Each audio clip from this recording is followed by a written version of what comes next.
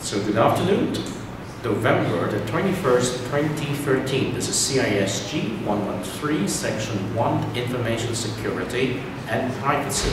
This is week number 10, the second day or second class in this week. Today we have a special documentary to show to our students just to end learning contract number 3. So welcome back today to this classroom. As usual, we have 1.5 hours in this classroom.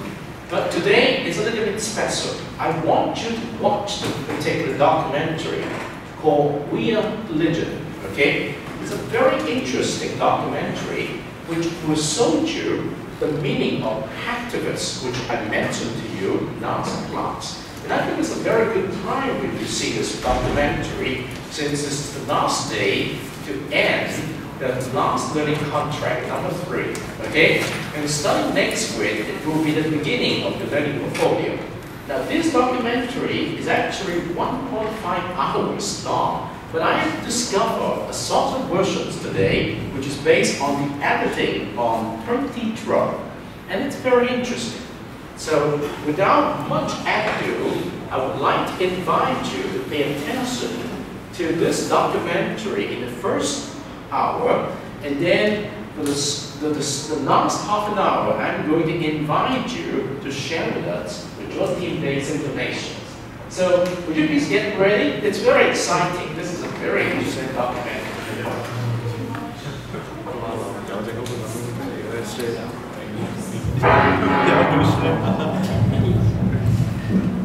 The computer hacker group Anonymous is claiming tonight that it took down the website of the Federal Appeals Court in San Francisco this afternoon. They took down Senate.gov servers, they've taken down HP Gary. Sony's claiming they did $150 million worth of damage. So many confidential files that tonight, because of these hackers, can be in the hands of anyone. Visa, MasterCard, the PayPal situation. To criminals who hacked into Sarah Palin's private email.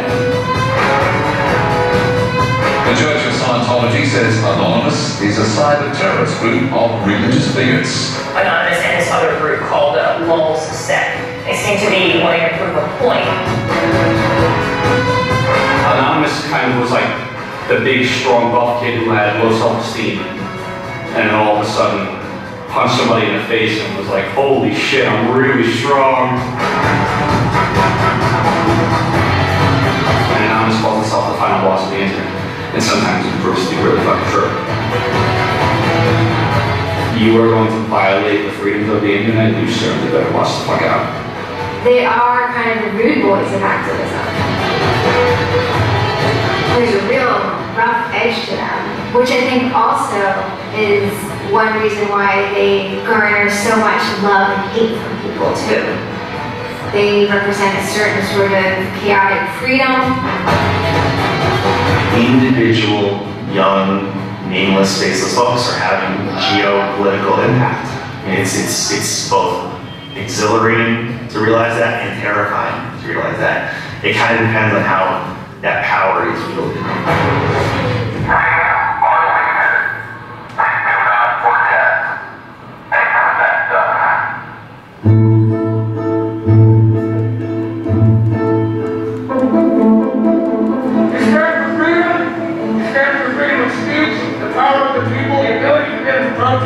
The government to right wrongs, no censorship, especially online, but also in real life.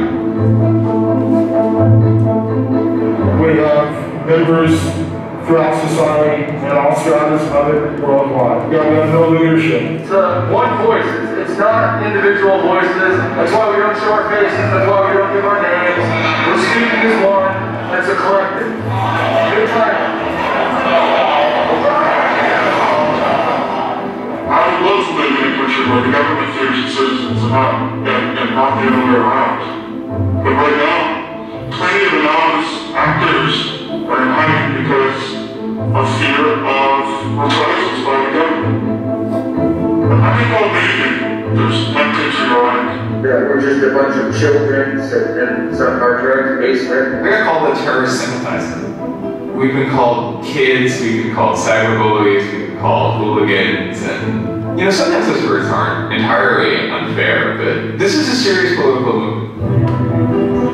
No one the general public really seems to get. What they don't seem to get is that the ability for Anonymous to be everything and anything is its power. Anonymous is a series of relationships. Hundreds and hundreds of people who are very active in it, and who have varying skill sets, and who have varying issues they want to advance, and who are collaborating in different ways each day. They're a little bit like a prism or a kaleidoscope. They've got many different facets and many different sides. Of course, when you spend enough time with them, you start to get a sort of feel or texture that's not just random, right? Yet it's very multifaceted, very rich, which does span from the quite lighthearted to the very, very serious. Bob Dylan had a line in the song saying, "To live outside the law, you must be honest."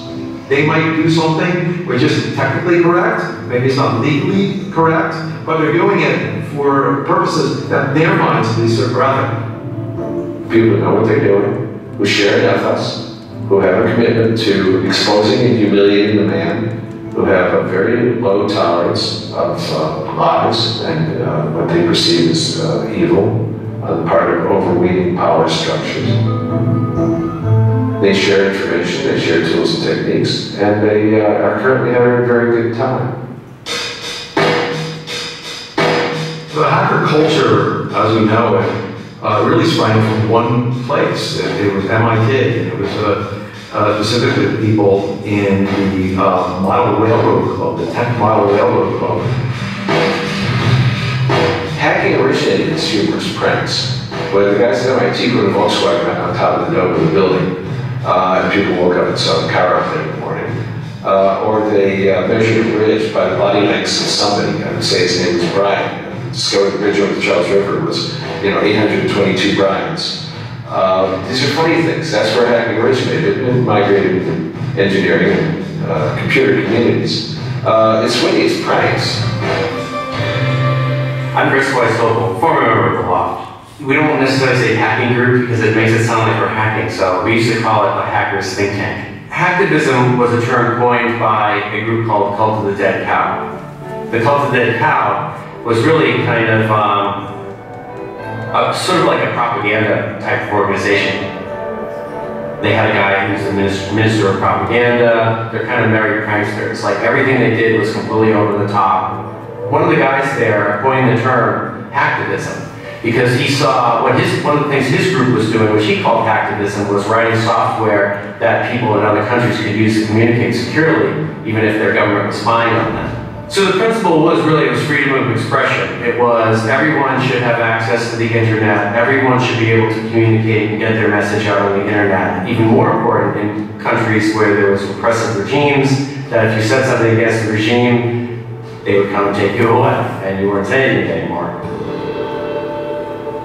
Just like in traditional activism, it spans the full gamut from sit-ins or pickets to actually spiking trees and pouring sand in the engines of construction vehicles. I mean, there's real sabotage. The same thing does all fall under the hacktivism label. There is a spectrum. There's sometimes a strong anarchist flavor to it as well.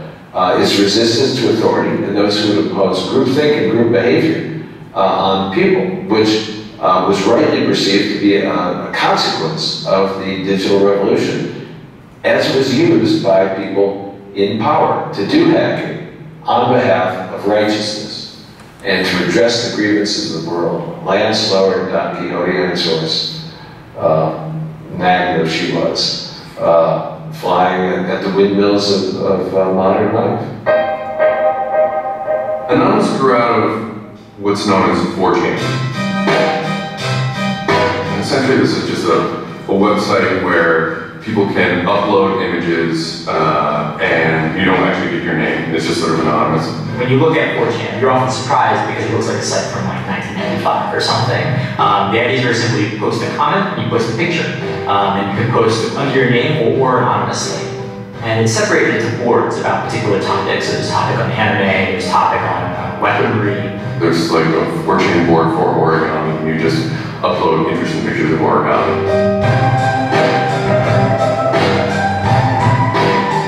And then there was a group called the B board, which essentially was like anything goes. The first time anybody goes on B, it's kind of an instant revulsion. Because there's never a time that you go on there where you don't see something horrible. That instantly puts off a lot of people. The idea is post something that can never be unseen. Half of the posts on B are there specifically to make people not want to come back to B. It's what you get when people are allowed to express themselves and absolutely no restriction whatsoever. It's the kind of sum of human imagination. People can get together and think together without any limits of parameters. It's the most vile, disgusting, and funny thing on the internet.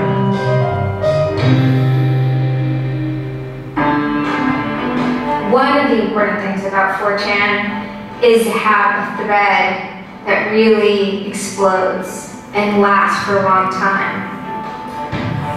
If it doesn't, then it disappears. It's a site that's not archived. So it creates conditions for anything that grabs attention at some level. And so humor and grotesqueness as a result are quite good for that. I'd rather just be referred to as anonymous, I guess, in any interviews, because I have some knocks out on me. 4chan is where I fit to. I grew up on it, and I lived there. That's just what I did. It's fun. It takes a thick skin to enjoy it.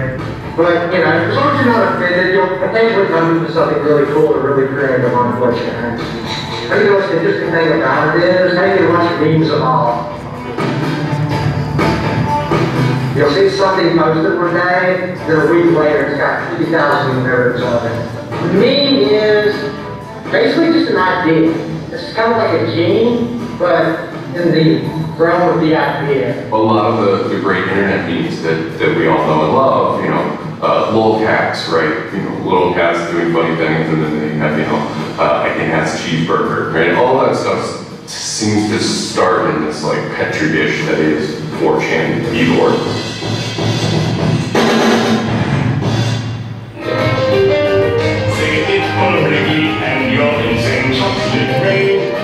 Name any meme from the last about 6 years, and I'll bet you either in its first posting ever was on 4chan, or at least one of its earliest revisions that became what it was on 4chan. I can see the food situation is so we'll be on our way.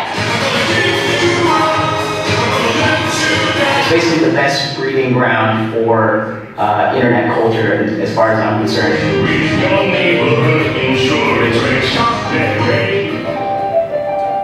4chan is also very known for acts of trolling. Trolling is a fucking art. Trolling is getting the person you're talking to is pissed off that they constantly dance, and for no reason except for your own enjoyment. Maybe you're trying to illustrate a point, but it's mostly for your own enjoyment. It's funny that like people think the internet is serious business, and if people think the internet is serious business, it's a troll's job to make their life terrible. The idea of anonymous came initially as a joke. I mean, somebody suggested that. What if the whole site, what if 4chan, what if B was just one person? And what if that's just one guy called Anonymous sitting somewhere, and you're just reading all these posts by one guy? And it kind of looks like that from the outsider's perspective. I mean, there's no way to tell the difference. It might as well be one guy. Fox News did very famous segments about it. They call themselves anonymous. They are hackers on steroids, treating the web like a real-life video game, sacking websites, invading MySpace accounts, disrupting innocent people's lives. And if you fight back, watch out. Destroy. Die. Attack. Retro, a game of computer hackers calling themselves anonymous. I've had 7 different passwords and got them all so far. Anonymous hacked his site and plastered it with gay sex pictures. His girlfriend left him. She thought that I was cheating on her with guys. As long as I can think back, Anonymous have done some pretty off-color things in the name of getting cheap laughs, you know. But, I mean, that's part of the culture. LOLs is a corruption of LOL, which stands for laugh out loud. Anonymous gets big LOLs from pulling random rank. For example, messing with online children's games like Habbo Hotel. Habbo Hotel was this online community where you had an avatar and you walked around and talked to other people. It was kind of like an early version of, you know, World of Warcraft or Second Life or any of those virtual worlds. What the people on V did was invade, have a hotel, created, you know, thousands of avatars. They all had this one uniform of a black guy with a big afro, wearing a black suit. And so there would be thousands of these people, black guys, black suit, you know, huge afro, would walk around this world, and they would do things like form a swastika out of themselves. And I think that was a real landmark because it was when they were able to see that, you know, they can use their numbers to do something really interesting and really disruptive. So we locked the entrance to their pool, and that just pissed them off so fucking much. It was fucking beautiful. That was fucking just wonderful. Wonderful times. Those kids love that pool. They love the shit out of their pool.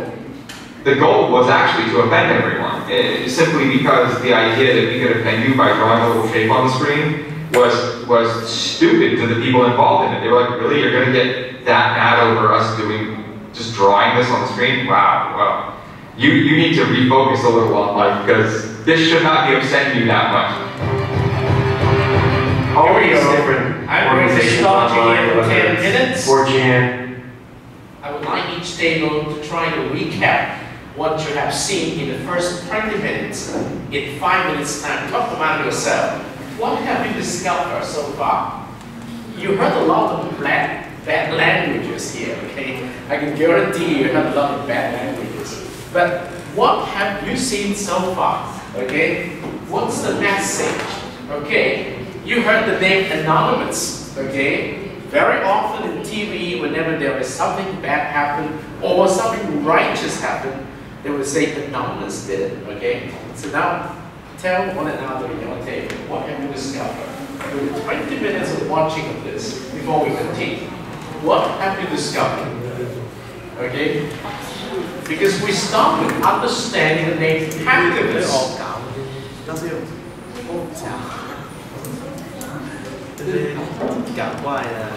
It's just like watching a movie now, just get your ideas, alright? It's going to be a lot of fun when we look at this documentary. 不是说照六吗？你要问我要不要？不是说马上那个吗？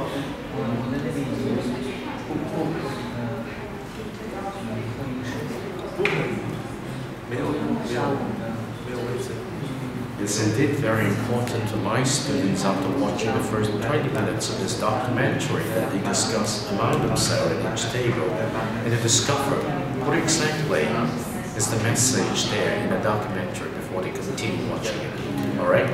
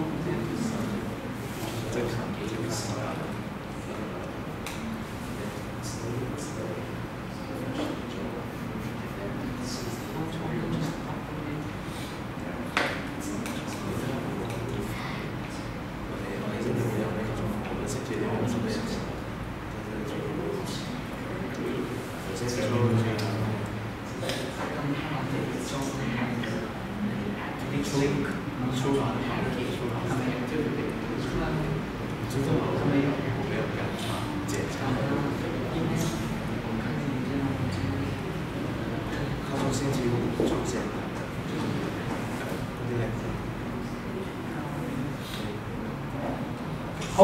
we got some ideas. And you have to capture, okay, and taste the impressions of it. Let's see if we can continue. And or just any website, there's typically a community aspect to it. This is where people have their social relationships. This is where their friends are. This is where they have a creative outlet. And so all those aspects are going into groups like Anonymous, where people feel like they're part of a bigger thing and they're able to express themselves within that group. There were certain words, certain phrases, certain ways people would respond to things, certain images that were posted that created a pattern, and that pattern was, I guess, the origin of what is now Anonymous. It's like Freemasons, this is humor. And so much they have this common symbology again, and one of their chief joys, which is kind of wrapped up in power and secrecy, was the fact that they could recognize each other by referencing these symbols, referencing these phrases. Over 9,000. It's over 9,000! I lost my iPod. Mudkips, anything involving mudkips. So you have this weird sort of international culture developing with people, across the world, wherever they may be. In late 06 and, into early 07, there's a bit of a sea change where instead of just posting a bunch of content or randomly saying we're going to go over to some website and post a bunch of dirty comments against someone, it becomes a little more organized. Welcome to the Hal Turner Show. They went after a guy named Hal Turner. They being discriminated against because I'm white. Hal Turner was a neo-Nazi who was, big online and had a podcast. I think that the 14th Amendment was not ratified properly, and I think therefore it is still okay to have Negroes as slaves in America. The first time I heard about Hal Turner is he was knocking somebody on 4chan. There's a million neo-Nazis out there. But he started picking on our dudes, so we had to go to our dudes' fucking defense, and it just so happened that he was a neo-Nazi, so that's a bigger reason that he's a fucking nitwit. Where are you being called from? Alright, he's Pedro Smith, don't call. He was a horribly racist radio personality who seemed to handle it well when you called him. Like, he could handle being berated by Anonymous. And that made it very interesting. It made it a bit of a challenge. It wasn't some guy who just either crumbled or stopped answering the phone. It was a guy who would yell back. Hal Turner wasn't the first, actual person that, Anonymous caused trouble for, but the circumstances ended up being significant. They DOS'd his website, stuff like that, cost him thousands of dollars, bandwidth fees. The anonymous service has been around for a long, long time. It's the equivalent of like if you, for some reason wanted to disrupt a bus service, right? You can hire 1,000 extras to all go and line up at the bus station, right, and get on the bus. And so that anyone who was really trying to get on the bus couldn't do it, right? It's as simple as that. When you stop trying to visit, website goes back up, no permanent damage. We did asking, and then we kind of trolled him in real life. We sent countless pizzas to his house. We signed him up for escorts on Craigslist. We sent a bunch of pallets of industrial materials to his house, which he ultimately had to put the bill for. And basically, we destroyed his ability to pay for his radio show, and that took him off the internet. And then they ended up getting some real hackers to help them out. Like, this wasn't sort of pranks. They actually were able to get into Hal Turner's private servers and his mail servers, and find some interesting emails that he was serving as an FBI informant, which, if you're a right-wing neo-Nazi, it's not a good thing to be. And obviously him being an FBI informant, and also his reaction, his sort of douchebag reaction to the raids, damaged his credibility within the white nationalist scene, which is a shame. Hal Turner's gone, been prosecuted by the feds for threatening judges.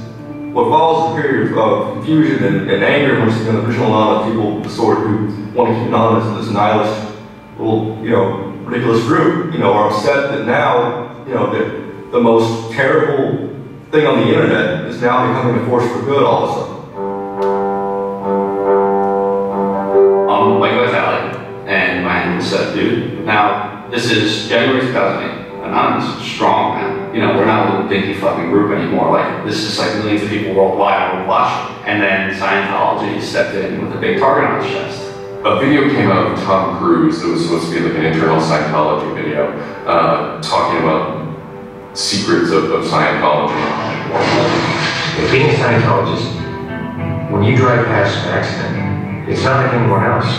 As you drive past, you know you have to do something about it because you know you're the only one that can really help. It talks about you're the only one who can stop, bad things from happening, and so this is kind of widely mocked online. It circulated like wildfire. Instantly, the Scientologists post a DMCA, Digital Millennium Copyright Act. And this is a way that if you own content, you can go to video sites, upload sites, and have your content pulled when someone uploads it illegally. Scientology always at odds with the internet, always trying to legally bully people out of fucking them over on the internet. They always did that. And then here they are trying again, because you know what? Anonymous saw that, and they said, oh, you guys just fucked around badly. Like, you're trying to censor our internet. Like you're trying to take a joke away from Anonymous. Like, you don't do that. A few Anonymous, a few people on 4chan posted, hey, we should grab that video and post it on a few other sites. What followed was, this is term called the Barbra Streisand effect. And this video, as they were attempting to suppress it, went everywhere. Like, everywhere you look on the internet, you were gonna stumble upon this video. Actually, Gawker, the site that I worked for, was, I think, the first one to put it on the website, and we got in a huge legal battle with Scientology who wanted us to take it down.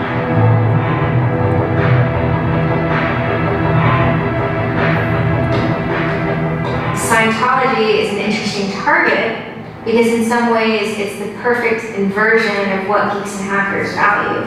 At so many different levels: science fiction, intellectual property, discourses of freedom, science and technology. It's very proprietary, it's closed. And so in some ways, if you had something like a cultural inversion machine and you stuck geeks and hackers in there, you get something that looks a lot like Scientology. So it's quite offensive, and there's a real pleasure in attacking your perfect nemesis. And people who knew what Anonymous was to begin with were like, oh my god, Anonymous is going to go to war with Scientology. This should be really interesting. Especially because it's two weird-ass groups. I mean, I've been an Anon for a long fucking time. I know Anonymous is really strange. They're weird, and the stuff we like is weird, and it's really not mainstream at all. Now you have Scientology. Also really weird, a lot of crazy shit goes down. Anybody on the outside who's seeing this is going, let's watch these two retards fight. Like, both their pants are gonna fall down, they're gonna triple, and it's gonna hurt everybody, and it's gonna be hysterical. And then that's when 4chan kind of reared into action, really reared into action. And they started to troll the Church of Scientology. And this took the form of pranking the Dianetics hotline, ordering pizzas. I go to call them on the phone and it's busy. And that's their main fucking Dianetics hotline. Their Dianetics 800 number, you can't get through because the Anons have completely fucking clogged it. And just probably say stupid shit. The whole idea was just you call them just to keep them on the phone. Listen, Ron, how do I Dianetics my face? They were not expecting that. They couldn't handle it. I'm Brian Mettenbrink. I'd just gone to 4chan just on pure happenstance, and I saw a post about Scientology thing, and I started looking up stuff, and I'm like, oh, this is actually for a decent cause. I think I'll, do this. Anonymous members have developed a distributed denial of service attack tool called Low Orbit Ion Cannon, which is the name taken from a computer game. Low Orbit Ion Cannon is what's called an end game weapon in Red Alert. All you had to do was literally follow instructions, step by step. You do is you put in the site, you see that the IP is correct, you make sure that all these settings are good, and you hit the button, and off it goes. And what it does is it tells Scientology.org in this case, it tells them to send their website to my computer about, I think it was 800,000 times in a weekend, and I'm pretty sure I probably took it down myself a couple of times. It felt like you were making a difference, just you yourself, and you didn't even have to leave your home, And one of the guys said we need to make a video. We have to make a video. Hello. leaders of Scientology. We are anonymous. When the video came out on January 21st, that was one of the first times that Anonymous, as a culture, started referring to itself as Anonymous as a movement. That video probably changed everything. We are anonymous. We are legion. We do not forgive. We do not forget. Expect us. It basically looked like if a computer was going to tell you that he was going to beat the shit out of you, this is what it would look like. That one video really galvanized that moment of innovation. That's exactly like with that video, internet activism as it's known today was born. And you just see this consensus forming that it's going to happen. So we make the code of conduct. Don't bring back guns. Dress accordingly. Cover your faces, because they will try to find out who you are and screw with your life. Rule number 17. Cover your face. This will prevent your identification from videos taken by hostiles. Scientology has a history of harassing, stalking, and just generally doing horrible things to its critics. So people needed a way to hide their identities. A lot of people had very legitimate fears. They don't want to be followed home. They don't want to be stalked. They don't put their families and themselves in danger. Everyone was going, well, we're going to wear masks. This is the only fucking mask that we all already know or have a joke about, and it's the Guy Fawkes mask. You see the movie V for Vendetta, you know, the ending scene where everyone's wearing Guy Fawkes mask. That is very reminiscent of what Anonymous thinks Anonymous is.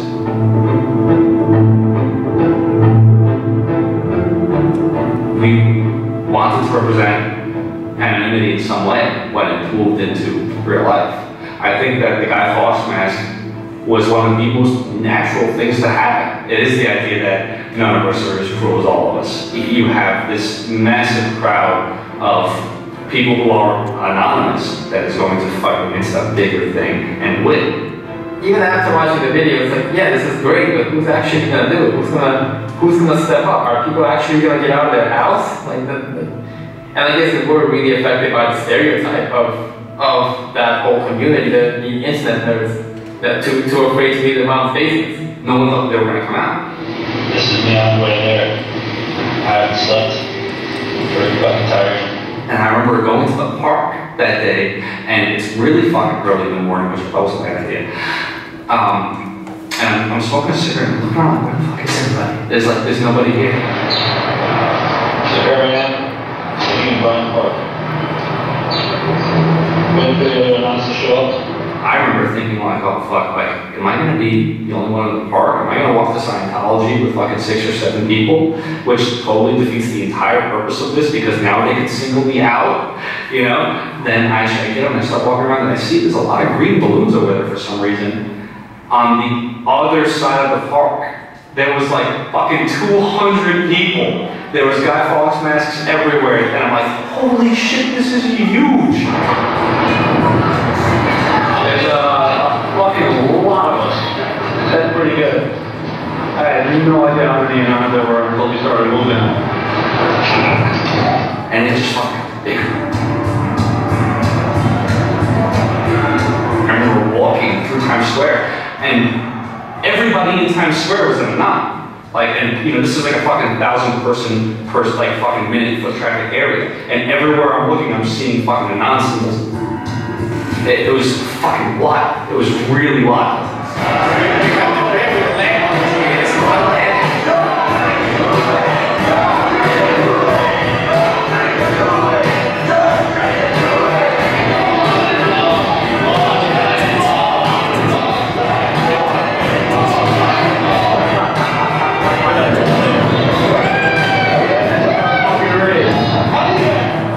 So we start getting numbers in. And Sydney, we're thinking that it's going to be 50 people. And before 10 a.m., before even time, there's already 50 people there. And there's still streams of people walking down the street. A couple hours into it, you know, because I took a bed until 1 in the morning, you know, you're looking at Sydney as, wow, there's 250 people in Sydney. The cops are estimating higher than that for their reports. What just happened? Adelaide, Perth, and Melbourne happened. And, you know, over 200 in each of them. And we nearly broke 1,000 leaving Australia. Now, the next protest was Tel Aviv, which had actually gotten its first Scientology building right before this. There were Palestinians and Israelis at the protest, both holding their flags. And at one point, they actually switched flags and held up each other's flags. It was awesome to see. I call our guy in London, Brennan, and I say, hey, what's going on there? And he's like, did you just get out of bed? I said, yeah, I didn't turn on the computer. I just figured I'd call you. And he said, we've got 600 people and the cops are really, really mad at me. All the major cities were having hundreds of people come out. Massive. Clearwater, like 300 people. I don't think anyone beat out of LA. I think LA had over 1,000 people. What happened was something completely different. Hundreds and hundreds of people from every city just swarmed the streets. It was kind of overwhelming, a little even scary, but scary in a good way. Soon, you know, we're at around the 10,000 mark, you know, and we were joking the whole time, over 9,000, you know, one of those memes. It was too surreal. It was not believable. We go by one name, we are anonymous. It was very empowering, especially after people saw thousands of people showing up. This was it. We owned the world at that point. We all met each other. The idea of an anonymous, you're fucking alone until you get some 4chan. You know, and then these people all think like you know? And all of a sudden, if you're not alone, you are with fucking 500 others. You know, they all know the same jokes as you. They all clearly have similar interests as you. Here's your culture. You meet your own people finally. It's perhaps a little surprising. It's not just preteens or teenagers. There's a far more even mix of